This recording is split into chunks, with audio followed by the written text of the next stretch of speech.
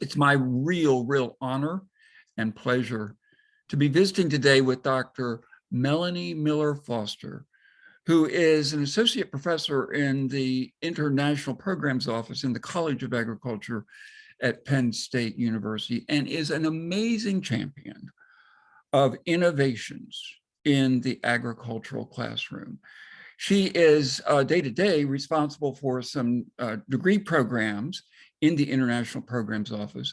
She is also co-founder of what's called Global Teach Ag Network, or GTAN, which is a very effective, potent, and active initiative that is ongoing and is engaging literally hundreds, if not thousands, of people around the world, all with a focus on how to improve classroom experience for learners and outside classroom for in an informal teaching setting, how to inform and how to improve, how to excite those settings for younger people as they discuss things agricultural, including hunger, food insecurity, food security, agricultural production, and the like.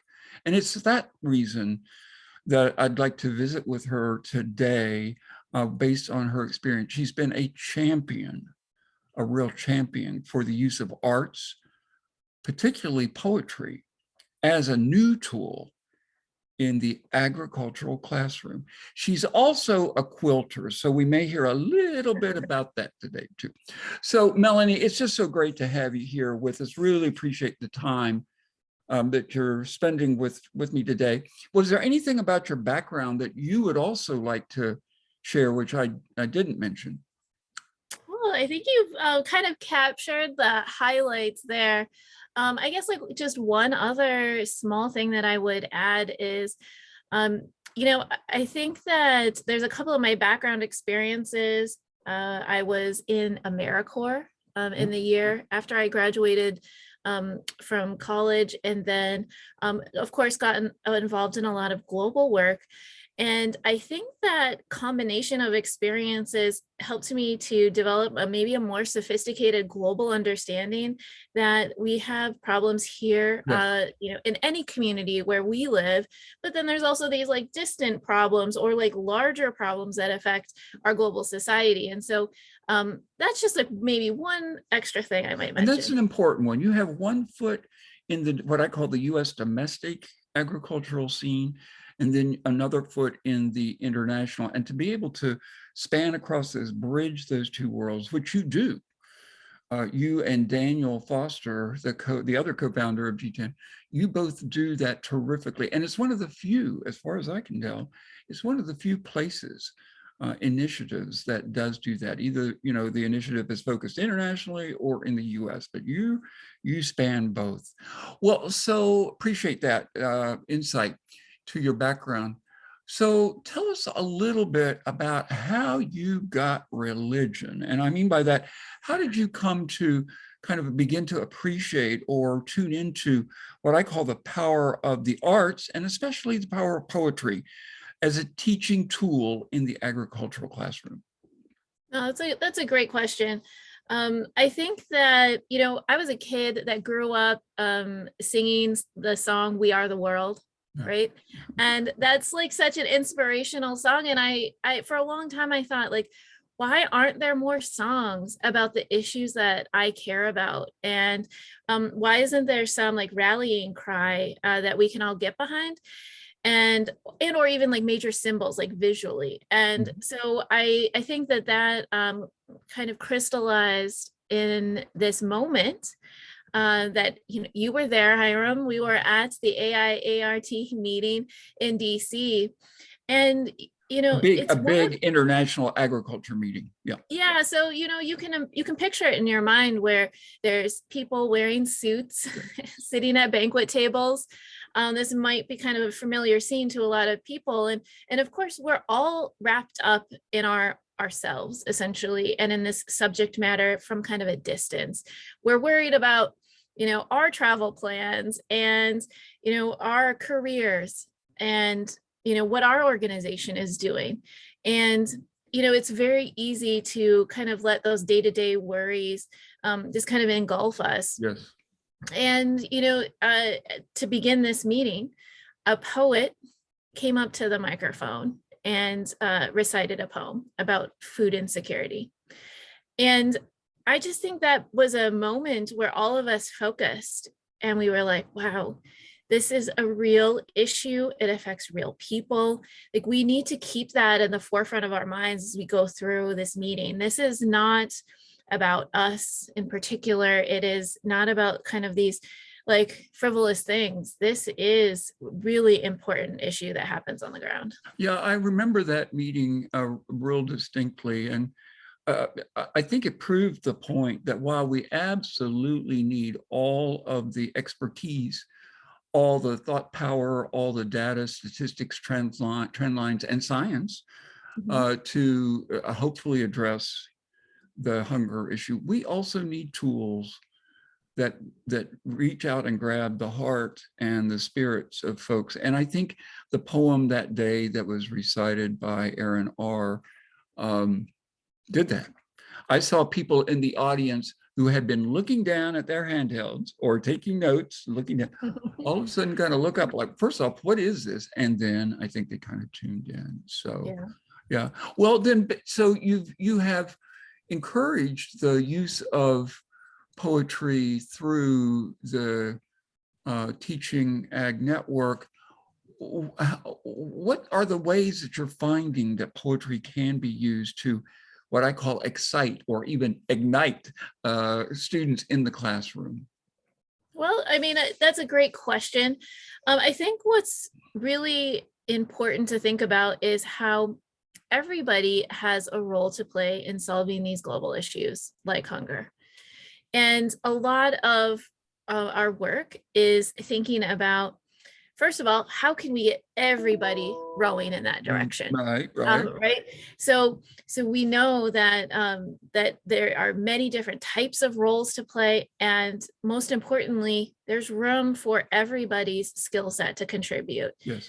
And so, whether you are a person who is studying logistics and how to move things from one part of the world to another, or you're a poet who can, develop a turn of phrase that really inspires people, everybody has a role to play. And so I think when we're talking about educators and how they can use poetry, it's not just agriculture educators who can talk about food insecurity. It's any type of educator. So, this is a way to bring in English language arts teachers, for example. They have students write poems all the time. And this is such a natural connection because so many students, unfortunately, in our schools are familiar with food insecurity, whether it is, in their own lives or in the lives of their fellow classmates. Yep. So there's just a big need for different types of people to get involved. Poetry is such a great example, partially because when people hear about poetry and food insecurity, they have trouble like connecting those dots. Yes. Like and what? So you're like, well, if I can show you how this makes sense, then you can figure out how you fit in. And I'm going to tell you a story, Hiram. I'm not sure that you know this one or that we've talked about it, but we have a professional development, like a face-to-face program for educators in Des Moines around the Borlaug Dialogues. We had one of our global guides who, they do come from all different disciplines. We had a global guide who came to us from a textile and design background. This is, if I could interrupt, this is the big annual meeting in Des Moines, Iowa, to celebrate the World Food Prize, right? Right. Yeah. So we're running it's kind of a special teacher workshop alongside of that. Okay. And so one of our educators, like I say, was coming to us from a textile and design background. And, this is a very intensive program. We are talking about food insecurity from dawn till dusk. How can we share this with our students?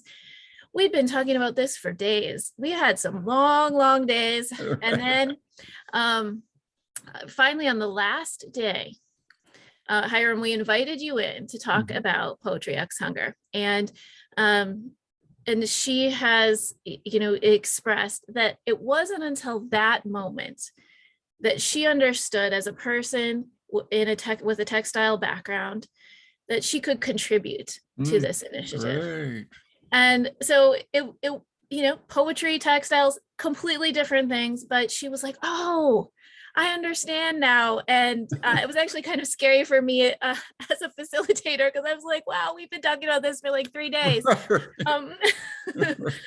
she said, I just felt like an imposter until that really just crystallized it for me. And so, like I say, I think this is just such a great example. Even if people don't use poetry, it is just, such an excellent way for them to think differently about how their interests might connect with student security. Yeah, I know you've been thinking too about how to use the other arts like photography or music or dance or storytelling or in similar kind of mode.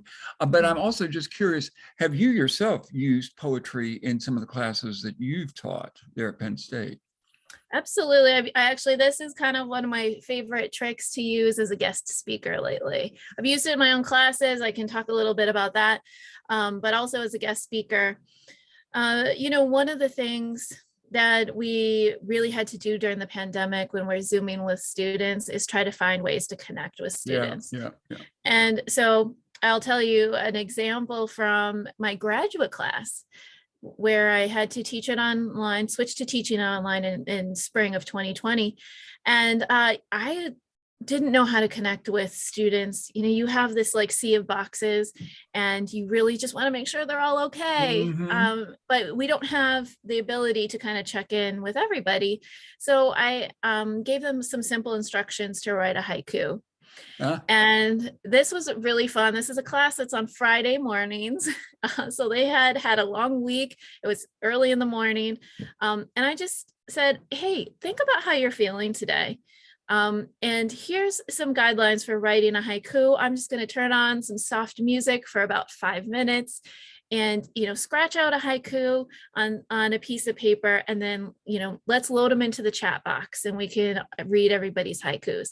And I'll tell you, this was such an enlightening moment to read what students wrote. Cool. Like I remember one very clearly, a student wrote, he said, well, if I look sleepy today, it's because I tried to order some more coffee from Amazon and my shipment hasn't been delivered yet. That's like put it in this beautiful haiku. I love it. So it was just such a wonderful way to, kind of check in with students.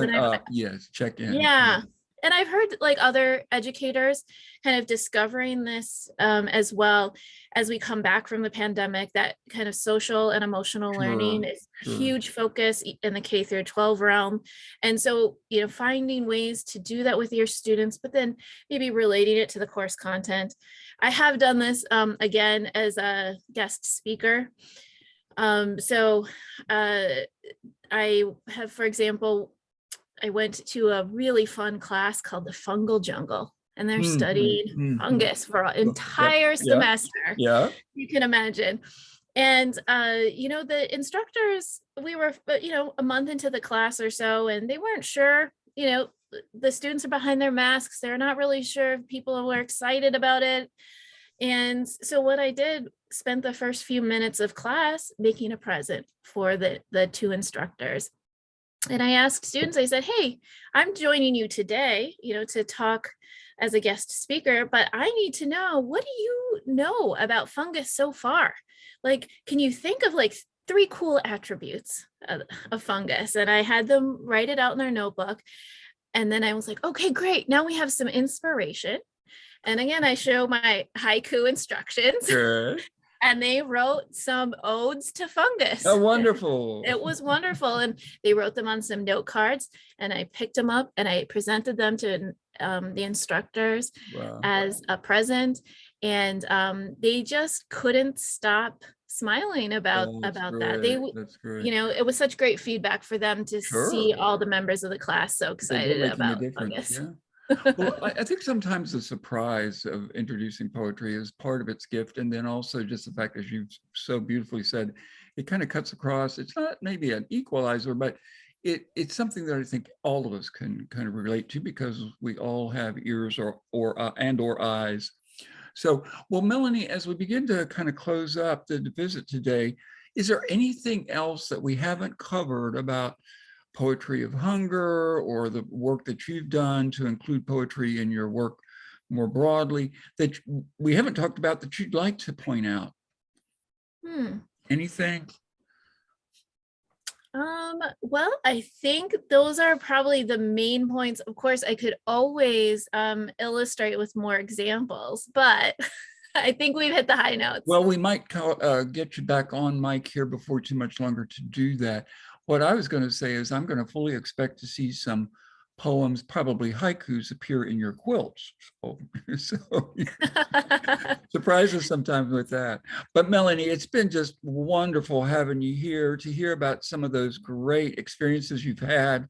Your leadership is amazing and valued, and we want you to continue to keep up that good work, but really appreciate the time you've spent with us today. So thanks very much, and take care there in State College, Pennsylvania. Bye-bye. Bye, thank you. Thank you.